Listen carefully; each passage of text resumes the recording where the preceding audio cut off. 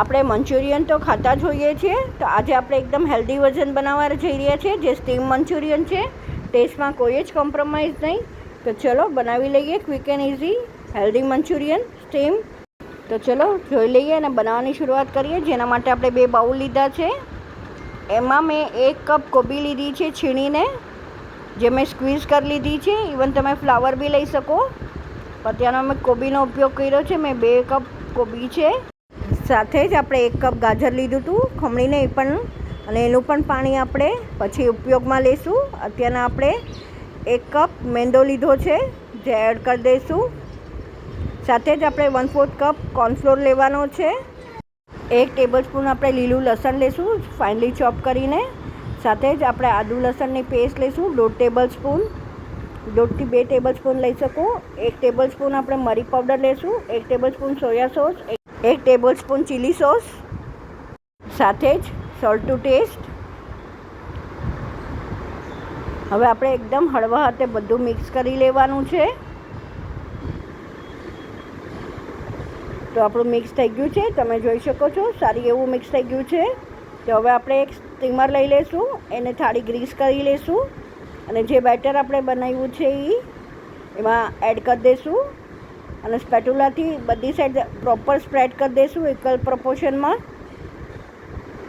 આમાંથી આપણે 2 table spoon જેવું કાઢી લઈશું, જેનો આપણે પછી ઉપયોગ કરવાનો છે. તો હવે સ્પ્રેડ થઈ ગયું છે પ્રોપરલી. તો હવે સ્ટીમ કરી લઈએ આપણે 15 મિનિટ માટે.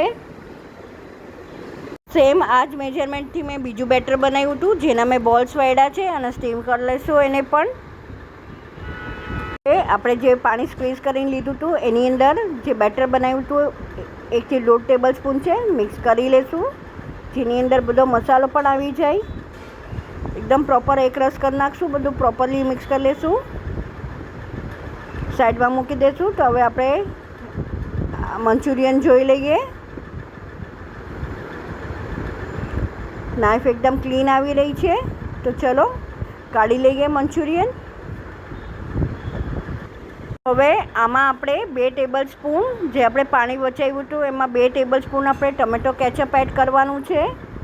સાથે 1 ટેબલ સ્પૂન આપણે એમાં સોયા સોસ એડ કરીશું, અને 1 ટેબલ સ્પૂન આપણે રેડ ચીલી સોસ એડ કરીશું. સાથે આપણે હવે એમાં શેઝવાન સોસ છે 1 ટેબલ સ્પૂન, એ પણ એડ કરી દઈશું. આનાથી ટેસ્ટ બહુ સરસ આવે છે, એકદમ બહાર જેવો જ છે. આપણે 2 ટેબલ સ્પૂન શેઝવાન સોસ લીધો છે ટોટલ. આપણી થાળી ઠરવા મૂકી હતી, થઈ ગઈ છે. તો હવે આપણે કટ કરી લઈએ.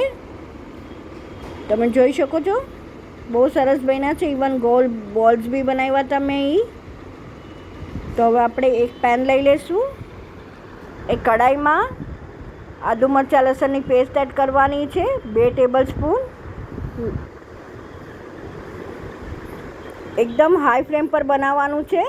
1/4 કપ આપણે ગાજર એડ કરશું ચોપ કરીને, કેમ કે એને ચડતા વાર લાગે તો મેં પહેલાં એડ કર્યા છે.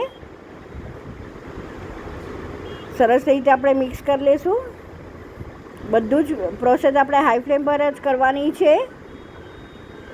સાથે જ હવે 1/2 કપ ચોપ કરેલા કાંદા છે, એડ કરી દઈશું.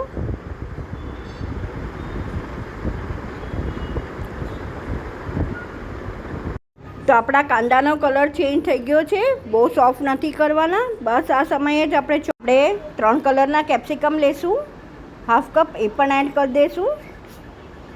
બધું જ સરસ રીતે મિક્સ કરી દઈશું. આનો ક્રંચ રહે ત્યાં સુધીમાં જ આપણે એમાં કાંદા એડ કરીશું, જે મેં સ્લાઇઝરથી મેં લાંબા લાંબા સ્લાઇસ કરી લીધા હતા, એ એડ કર્યા છે. સાથે જ હવે આપણે એ જ પ્રમાણમાં કોબી પણ એડ કરી દઈશું, મિક્સ કરી લઈશું. આ પ્રોસેસ એકદમ ફટાફટ કરવાની છે બધી. તો હવે આપણે જે પાણી બનાવ્યું હતું એ એડ કરી દઈશું,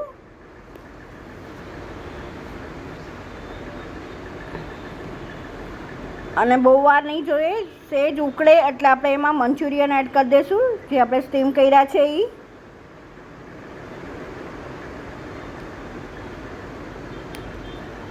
હવે સારી રીતે આપણે મિક્સ કરી લઈશું બધું જ. હળવા હાથે મિક્સ કરવાનું છે. સોફ્ટ બન્યા છે બહુ જ મંચુરિયન. સાથે મરી પાવડર એડ કરશું, 1 ટીસ્પૂન, સોલ્ટ ટુ ટેસ્ટ, બધું ઘટતું આપણે મીઠું અત્યારના એડ કરી શકીએ ચાખીને. તો રેડી છે મારા મંચુરિયન, સ્ટીમ મંચુરિયન, એકદમ હેલ્ધી વર્ઝન. આઈ વિશ તમને મારી આ રેસીપી ચોક્કસથી ગમશે. જો ગમી હોય તો લાઇક શેર અને સબસ્ક્રાઈબ કરવાનું નહીં ભૂલતા. બસ આવીને આવી જ નવી રેસીપી સાથે આપણે ફરીથી મળતા રહીશું. Till then by, take care.